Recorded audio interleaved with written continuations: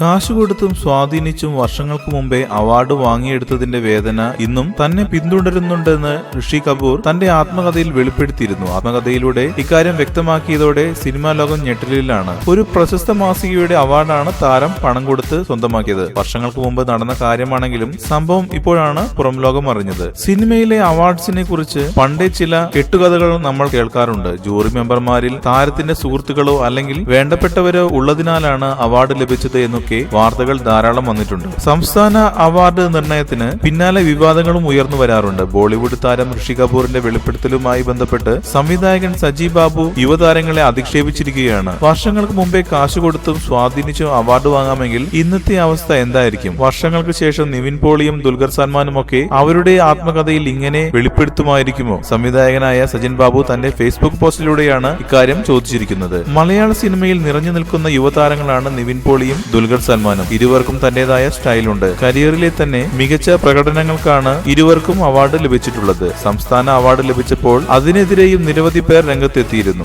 കൂടുതൽ സിനിമാ വാർത്തകൾക്കും വിശേഷങ്ങൾക്കും ഇപ്പോൾ തന്നെ സബ്സ്ക്രൈബ് ചെയ്യൂ മലയാളം ക്രിയേഷൻസ്.